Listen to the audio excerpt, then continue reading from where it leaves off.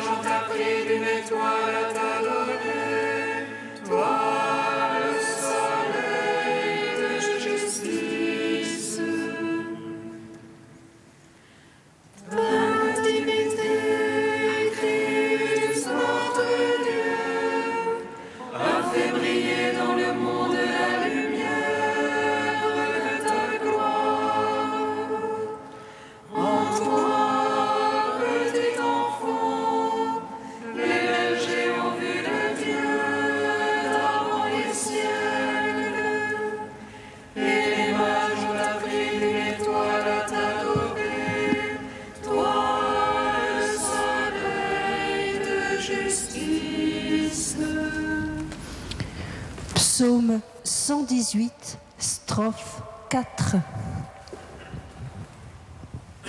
Un astre s'est levé en Jacob, un homme est né en Israël. Alléluia, je suis heureux, je tombe de la lignée de David. L'étoile radieuse du matin.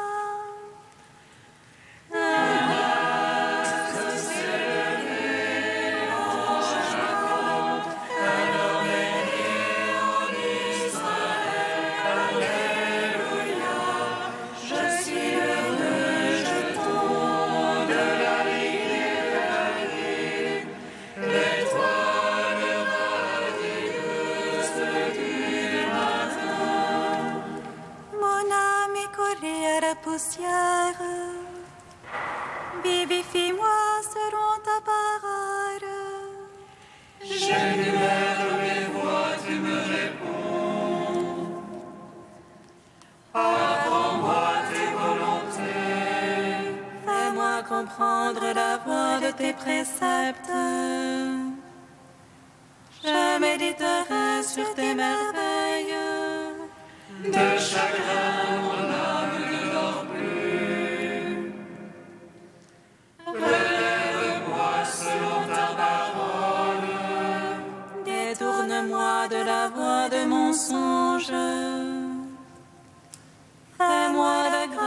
de ta loi. J'ai choisi la voie de vérité. J'ai désiré tes jugements. Je me tiens collé à ton témoignage. Seigneur, ne me déçois pas. Je cours sur la voie de tes ordres. Car tu as mis mon cœur au large. Gloire au Père, au Fils, au Saint-Esprit, pour les siècles des siècles. Amen. Un astre s'est levé en Jacob, adorez en Israël. Alléluia. Je suis l'heureux jeton de la lignée de David, l'étoile radieuse du matin. Psaume 22. A 861. Le ciel resplendit d'une lumière nouvelle. Ce qui cherche ta face, Seigneur, te rendent grâce et s'avance en ta clarté. Le ciel resplendit d'une lumière nouvelle. Ceux qui cherchent ta face, Seigneur, te rendent grâce et s'avancent en ta clarté. Le Seigneur est mon berger, je ne manque de rien. C'est le décret d'herbe fraîche. Il me fait reposer. Dans les eaux du repos, il me mène pour y refaire mon âme. Il me guide par le juste chemin. Pour l'amour de son nom. Passerai-je un ravin de ténèbres? Je ne crains aucun mal. Près de moi ton bâton, ta houlette sont là qui me consolent. Devant moi, tu apprêtes une table face à mes adversaires. D'une onction tu me parfumes la tête. Et ma coupe déborde. Grâce et bonheur m'accompagnent tous les jours de ma vie. Ma demeure est la maison du Seigneur. En la longueur des jours. Gloire au Père, au Fils, au Saint-Esprit. Pour les siècles des siècles. Amen. Le ciel resplendit d'une lumière nouvelle. Ceux qui cherchent ta face, Seigneur, te rendent grâce et s'avancent en ta clarté. Psaume 23. Ô Seigneur, la terre et sa plénitude, le monde et tout son peuplement. C'est lui qui a fondé sur les mers, lui qui sur les fleuves l'a posé. Qui montera sur la montagne du Seigneur et qui se tiendra dans son lieu saint. Là où l'intelligence sont au cœur pur, il n'a point à manquer nos vanités. À lui bénédiction du Seigneur, la justice du Dieu son Sauveur. C'est la race de ceux qui le cherchent. Ils poursuivent ta face, Seigneur. Porte de vie vos frontons. Élevez-vous, portes éternelles. Qu'il entre le roi de gloire. Qui est ce roi de gloire? C'est le Seigneur le fort, le vaillant. Le Seigneur le vaillant des combats. Porte élevez vos frontons. Élevez-vous, portes éternelles. Qu'il entre le roi de gloire. Qui est ce roi de gloire? C'est lui le Seigneur Sabaoth. Lui le roi de gloire. Gloire au Père, au Fils, au Saint-Esprit. Au siècle des siècles, Amen. Le ciel resplendit de lumière nouvelle. Ceux qui cherchent ta face, Seigneur, te rendent grâce et s'avancent à gâter. Cantique de Jérémie 31, page 313. Écoutez, nations, la parole du Seigneur. Annoncez-la dans les îles lointaines. Celui qui disperse Israël le rassemblera.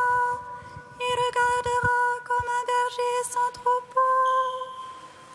Car le Seigneur a racheté Jacob, l'a délivré de la main d'un plus fort. Ils viendront hurlant de joie au mont de Sion, ils afflueront vers les biens du Seigneur. Vers le froment, le vin nouveau et l'huile fraîche. Vers les brebis et les bœufs les plus tendres. Ils auront l'âme comme un jardin bien irrigué. Pour eux désormais plus de langueur. Et la jeune fille prend plaisir à la danse, jeunes et vieux sont dans la joie. Je vais changer leur affliction d'allégresse, les consoler et les réjouir après leur peine. Je rassasierai mes prêtres de mes choisis, et mon peuple se gorgera de mes biens. Gloire au Père, au Fils, au Saint-Esprit, pour les siècles des siècles. Amen.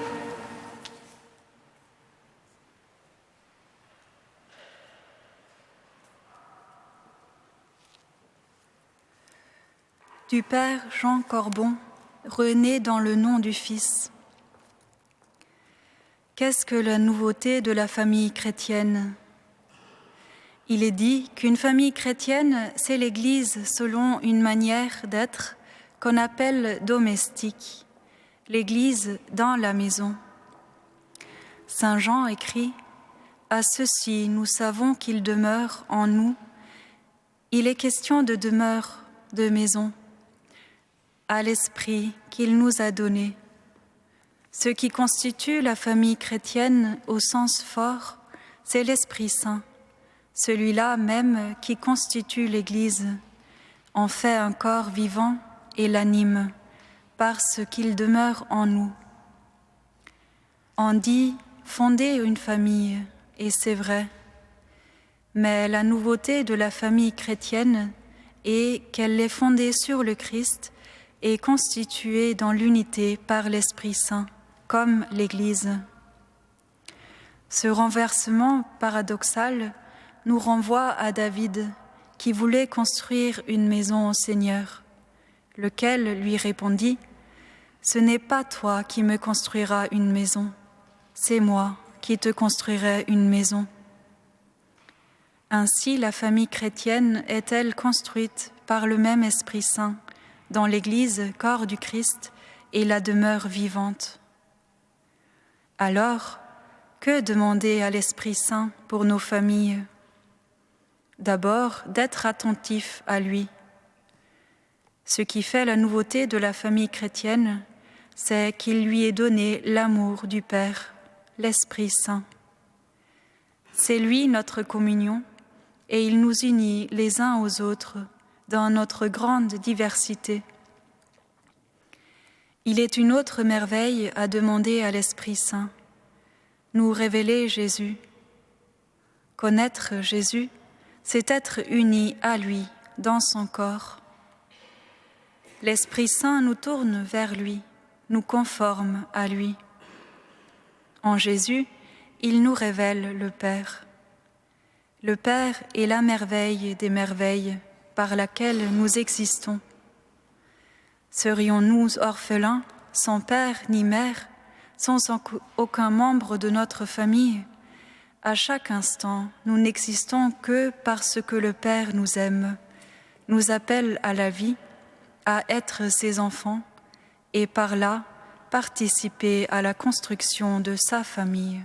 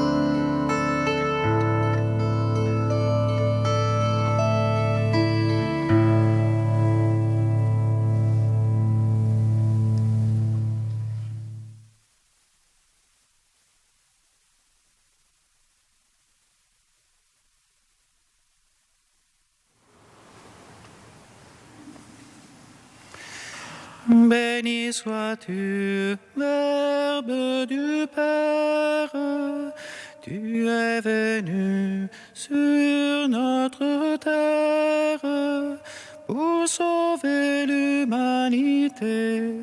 Ô Jésus, Emmanuel, gloire à toi. Alléluia, Alléluia. Béni sois-tu, Verbe du Père, tu es venu sur notre terre pour sauver l'humanité. Ô Jésus, Emmanuel, gloire à toi. Alléluia, Alléluia. Je vous le dis, mes petits enfants, vos péchés sont pardonnés à cause du nom de Jésus.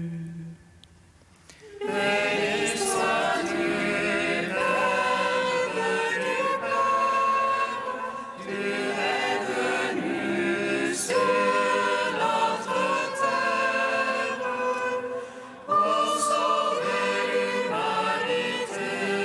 Ô Jésus, Emmanuel, gloire à toi. Alléluia, Alléluia. Lecture de la première lettre de Saint Jean. Je vous l'écris, petits enfants, vos péchés vous sont remis à cause du nom de Jésus. Je vous l'écris, parents, vous connaissez celui qui existe depuis le commencement. Je vous l'écris, jeunes gens, vous avez vaincu le mauvais. Je vous l'ai écrit, enfants, vous connaissez le Père. Je vous l'ai écrit, parents, vous connaissez celui qui existe depuis le commencement. Je vous l'ai écrit, jeunes gens, vous êtes forts, la parole de Dieu demeure en vous, vous avez vaincu le mauvais. N'aimez pas le monde, ni ce qui est dans le monde. Si quelqu'un aime le monde, l'amour du Père n'est pas en lui. Tout ce qu'il y a dans le monde, la convoitise de la chair, la convoitise des yeux, l'arrogance de la richesse, tout cela ne vient pas du Père, mais du monde. Or, le monde passe et sa convoitise avec lui. Mais celui qui fait la volonté de Dieu demeure pour toujours. Parole du Seigneur. Verbe du Père, nous t'adorons, ô Fils unique, nous te bénissons.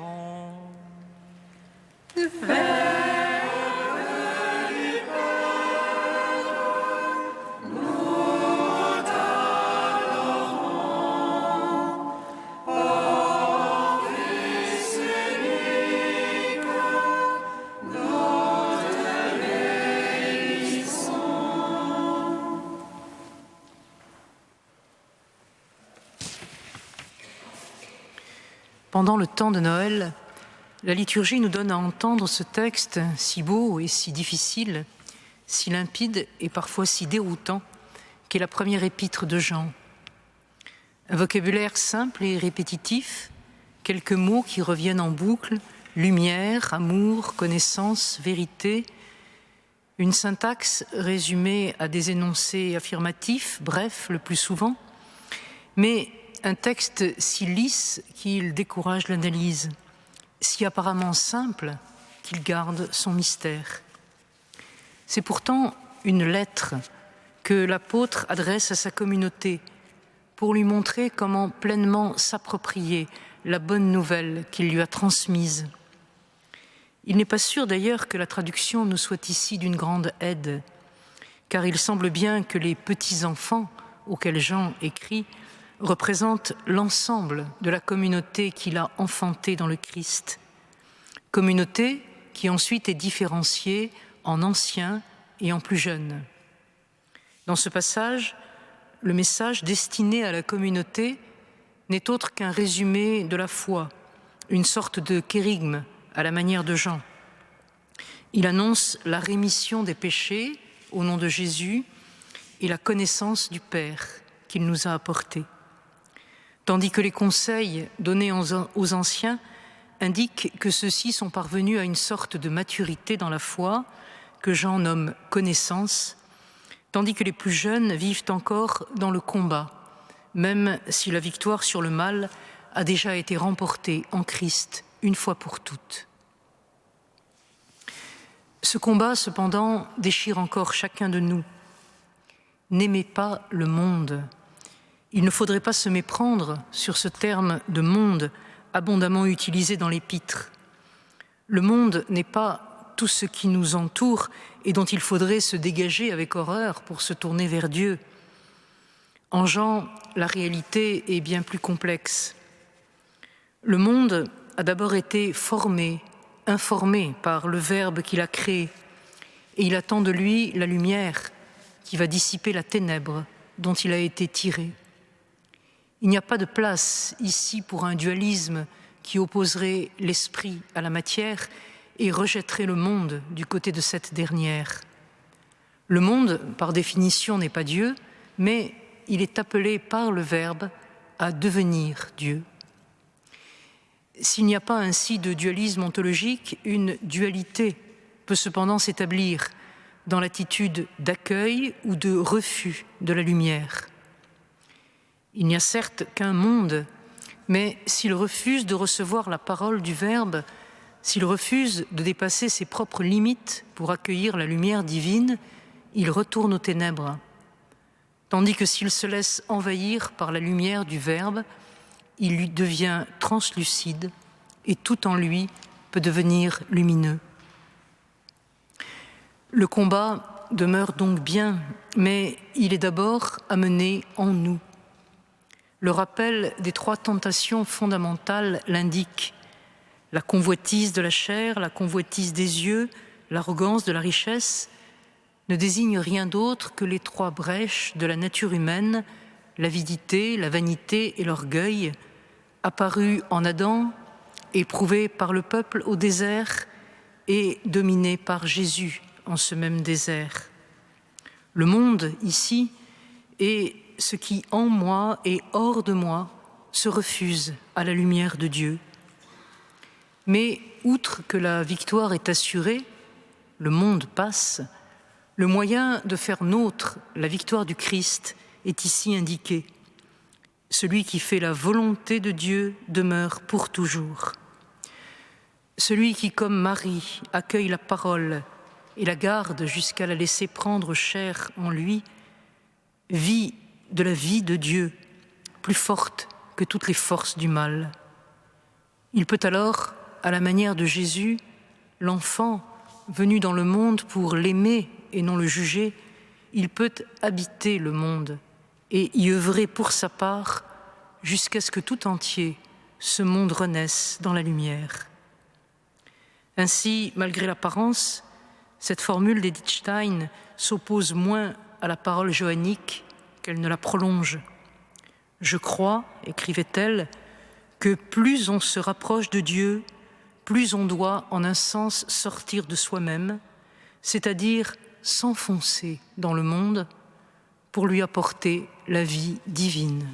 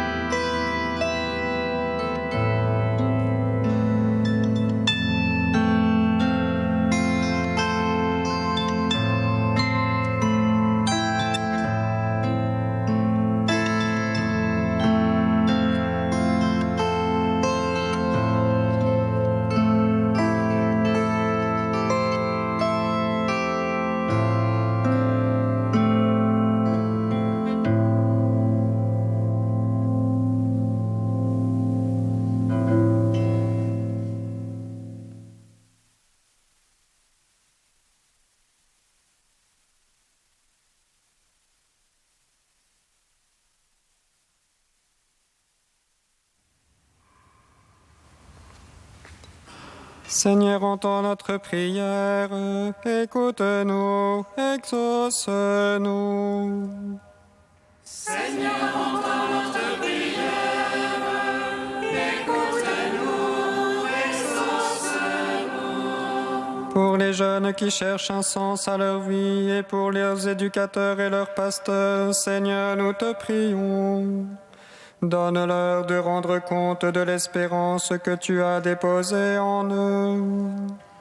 Seigneur, entends notre prière, écoute-nous, exauce-nous.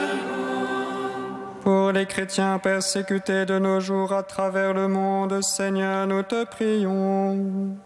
Viens affermir leur foi. Seigneur, entends notre prière, écoute-nous, exauce-nous. Pour les personnes qui souffrent de la solitude, Seigneur, nous te prions. Donne-leur d'expérimenter la proximité de Dieu et le soutien de leurs frères. Seigneur, entends notre prière, écoute-nous, exauce-nous. Dieu saint, saint fort, Emmanuel, prends pitié de nous. Dieu saint, saint fort, Emmanuel,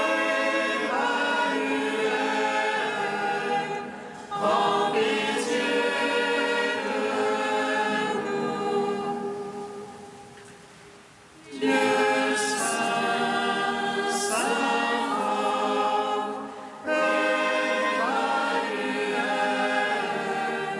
prends pitié de nous.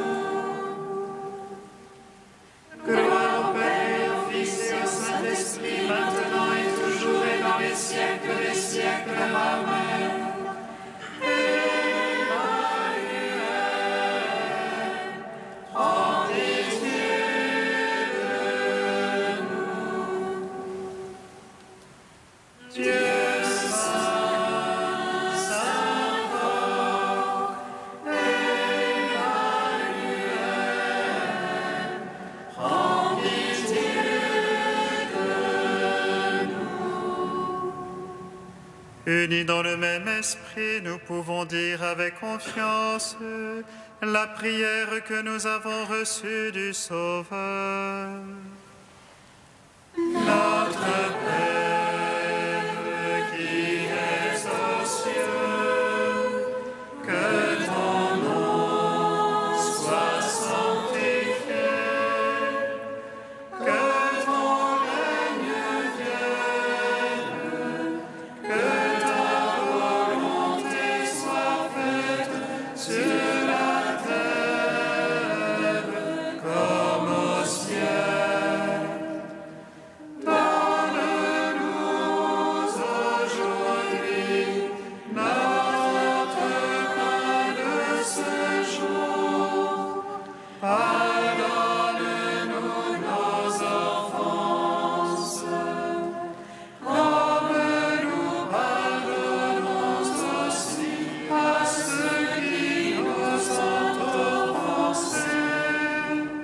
Et ne nous soumets pas à la tentation,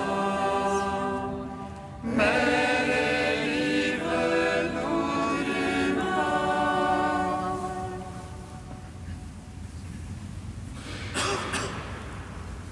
Nous t'en prions, Dieu Tout-Puissant, alors que le péché nous retient encore sous la loi, donne-nous la délivrance par la prodigieuse et nouvelle naissance en notre chair de ton Fils unique, Jésus-Christ, lui qui vit et règne avec toi dans la communion de l'Esprit Saint, maintenant et pour les siècles des siècles.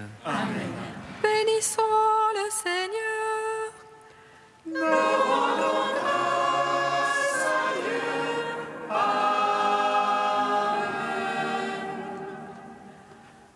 L'ange annonça à Marie qu'elle serait la mère du Sauveur. Et elle conçut de l'Esprit Saint.